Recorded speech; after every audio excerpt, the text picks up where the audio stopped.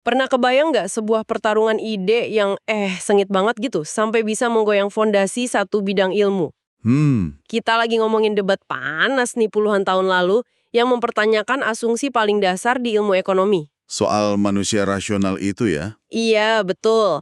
Apakah kita ini beneran makhluk yang sepenuhnya rasional waktu ambil keputusan? Kayaknya tegang banget ya rasanya pas ide-ide baru yang dianggap liar gitu, nantang cara pandang yang udah mapan. Dan panggungnya itu kan Universitas Chicago, Oktober 1985. Ini bukan tempat sembarangan loh. Iya, itu dia. Waktu itu, Chicago itu jantungnya.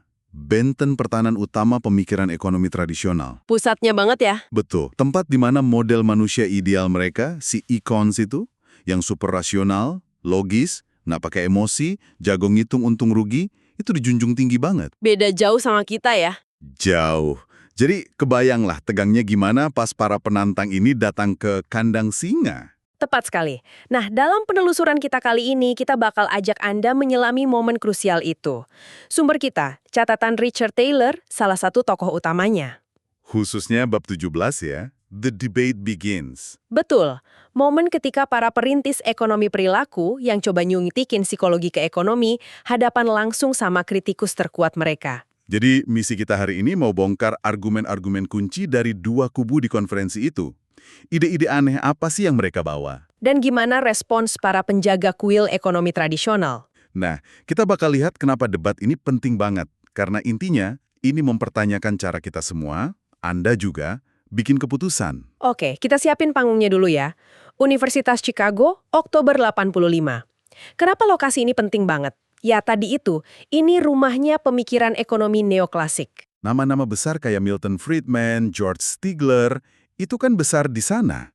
Betul. Jadi ngadain konferensi yang isinya mempertanyakan asumsi dasar mereka di tempat itu, wah, Itu kayak nantang tuan rumah di ruang tamunya sendiri ya. Berani banget. berani sekali. Konferensi ini sendiri kan digagas oleh Robin Hogarth, seorang psikolog, dan Mel Rader, ekonom dari Sekolah Bisnis Chicago. Tujuannya jelas banget. Apa tuh? Ya, buat nentuin. Ide baru yang kawinin psikologi sama ekonomi ini, yang jadi cikal bakal ekonomi perilaku, layak nggak sih dapat tempat terhormat di ilmu ekonomi? Thaler ngambarin auditoriumnya besar, penuh sesak. Peristiwa yang nggak biasa banget dan mungkin nggak bakal keulang lagi. Kerasa banget tegangnya di udara. Sekarang, siapa aja nih gladiator intelektualnya? Di satu sisi ada tim perilaku. Ada nama legendaris kayak Herbert Simon, peraih Nobel. Pionir bounded rationality itu ya. Iya. Terus ada Amos Tversky dan Daniel Kahneman yang karyanya jadi inspirasi besar. Mereka bahkan didukung legenda ekonomi lain, Kenneth Arrow, juga peraih Nobel.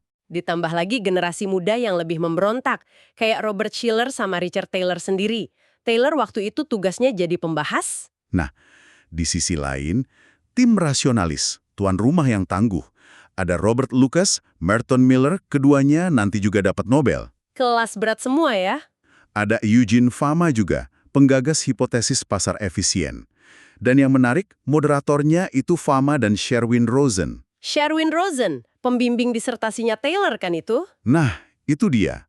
Taylor nyatet keberpihakan moderator ke kubu rasionalis itu lumayan terasa. Jadi ini bukan sekedar diskusi akademis biasa. Tapi adu kuat pandangan dunia ya. Betul banget. Oke, kita lihat amunisi pertama dari tim perilaku Amos Tversky. Pastinya sama Daniel Kahneman ya, mereka nyajiin makalah khusus buat acara ini. Isinya, serangkaian bukti gimana manusia itu secara sistematis melanggar asumsi rasionalitas. Contoh yang paling bikin gerah para ekonom apa tuh? Yang terkenal itu masalah penyakit Asia atau Asian Disease Problem. Gimana tuh skenarionya? Gini, bayangin ada wabak penyakit langka. Diperkirakan bakal bunuh 600 orang. Kelompok pertama dikasih dua pilihan program. Program A pasti nyelamatin 200 orang. Oke, yang pasti selamat. Atau program B, ada 1/3 kemungkinan nyelamatin semua 600 orang, tapi 2/3 kemungkinan nggak ada yang selamat sama sekali. Hasilnya? Kayaknya milih yang pasti ya, yang A. Tepat. Mayoritas besar, sekitar 72%, milih A. Mereka cenderung risk averse, menghindari resiko kalau menyangkut keuntungan atau nyawa terselamatkan. Oke, masuk akal. Terus? Nah, ini dia bagian menariknya. Kelompok kedua dikasih skenario yang persis sama, tapi pilihannya dibingkai, di-frame, dalam kerangka kematian. Oh, dibalik cara ngomongnya ya? Iya. Program C, 400 orang pasti akan mati. Program D, ada 13 kemungkinan nggak ada yang mati, dan 23 kemungkinan semua 600 orang mati. Tunggu, secara matematis C kan sama kayak A, D sama kayak B. Harusnya hasilnya sama dong. Harusnya. Tapi ternyata, mayoritas, 78%, sekarang malah milih program D yang beresiko. Wah, jadi kebalik gitu ya pilihannya? Kebalik total. Ini nunjukin kuatnya efek framing. Caranya jin informasi yang sama persis bisa membalikan preferensi orang. Jadi kalau dibingkai sebagai kerugian atau kematian, orang jadi berani ambil risiko. Betul. Ini jelas nabrak asumsi inti ekonomi tradisional, bahwa preferensi kita itu stabil, nggak terpengaruh bungkusnya. Pukulan telak ini pasti ya? Banget. Thaler bilang, ini bikin para ekonom di ruangan itu nggak nyaman banget. Pilihan kita ternyata nggak sekokoh yang diasumsikan. Oke, Tversky udah nunjukin soal framing. Terus, gangguan apa lagi nih dari tim perilaku? Selanjutnya giliran Daniel Kahneman. Dia paparin hasil risetnya bareng Jack Netsch dan Thaler soal sesuatu yang kedengeran asing lah buat ekonom waktu itu. Persepsi keadilan, fairness dalam transaksi. Keadilan? Gimana tuh maksudnya? Kahneman nyajiin data dari survei telepon sama eksperimen lab. Salah satunya yang terkenal itu ultimatum game. Oh, pernah dengar sekilas. Gimana itu permainannya? Jadi ada dua orang. Satu si proposer, dikasih duit, misal $10. Dia harus nawarin sebagian ke orang kedua, responder. Oke. Kalau responder nerima, duit dibagi sesuai tawaran. Kalau responder nolak, Keduanya nggak dapat apa-apa. betul, nggak dapat dua-duanya. Kalau pakai kacamata ikon yang cuma mikir untung rugi pribadi, si proposer harusnya nawarin seminimal mungkin kan? $0,01 gitu. Logikanya gitu. Dan responder harusnya nerima aja berapapun di atas 0. Kan lumayan daripada nggak sama sekali. Nah, itu teori ikonnya. Tapi di dunia nyata, Gimana hasilnya? jauh dari prediksi. Proposer sering nawarin bagian yang lumayan gede, kadang hampir separoh. Oh ya? Kenapa gitu? Dan yang lebih menarik, responder sering banget nolak tawaran yang dianggap terlalu rendah atau nggak adil. Padahal kalau nolak, dia rugi juga kan? Nggak dapat duit. Iya, mereka rela ngorbanin keuntungan cuma buat ngehukum ketidakadilan. Wah, saya bisa bayangin reaksi ekonom tradisional di Chicago waktu itu. Keadilan, itu kan konsep yang, gimana ya, terlalu lembek mungkin ya buat analisis ekonomi. Persis. Taylor cerita reaksinya ya kayak gitu.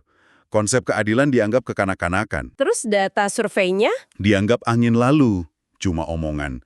Hasil ultimatum game, walau pakai uang beneran, juga coba dikesampingkan. Pakai argumen apa? Argumen klasik, taruhannya kekecilan. Ah, itu kan cuma $10. Coba kalau taruhannya $1 juta, pasti orang rasional ambil aja duitnya. Kira-kira gitu sanggahannya. Argumen taruhan kecil ini kayaknya jadi andalan mereka terus ya? Iya, argumen yang diulang-ulang terus sama kubu rasionalis. Padahal rasa adil itu kan nyata banget kita rasain sehari-hari ya. Menarik banget ya dianggap nggak relevan.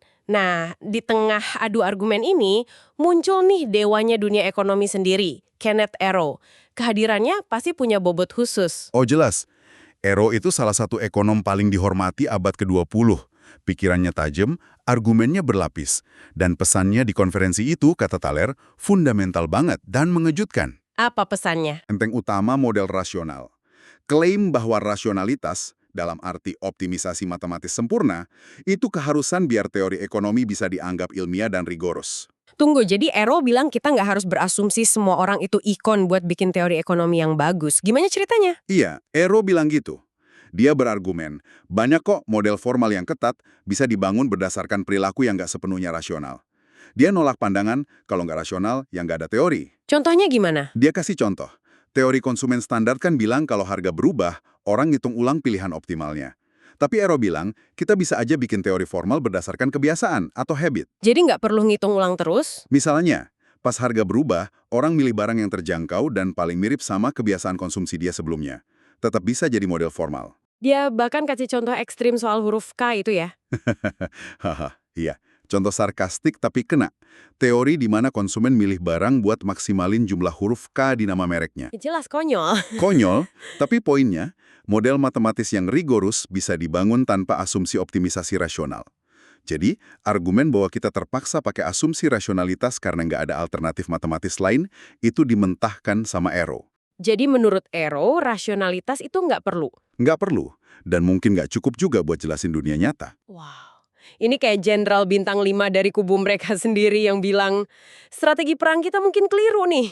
Efeknya pasti gede. Pastinya. Terus gimana dengan Richard Taylor sendiri? Dia kan salah satu penggagas acara dan pemberontak muda waktu itu. Perannya apa di konferensi? Taylor hadir sebagai pembahas, discussion, tugas formalnya yang ngomentarin makalah yang disajiin. Tapi dia punya agenda lain. Agenda tersembunyi. Dia udah capek dengar kritik dan sanggahan yang itu melulu tiap kali presentasi ide ekonomi perilaku. Kritik yang udah dia kumpulin dalam semacam rintangan atau the gauntlet. Rintangan kayak gimana tuh? Yaitu tadi argumen-argumen standar. Kalau taruhannya besar, orang bakal rasional. Atau di pasar nyata, yang nggak rasional bakal bangkrut. Orang belajar dari kesalahan. Nah, itu juga. Atau secara agregat kesalahan individu saling meniadakan. Sanggahan-sanggahan itu lagi. Terus apa taktik Taylor di Chicago? Cerdik dia. Dia antisipasi. Dalam presentasinya sebagai pembahas, dia nyajiin semacam buku panduan konferensi psikologi dan ekonomi. Isinya apa tuh buku panduan? Ya, daftar kritik standar itu.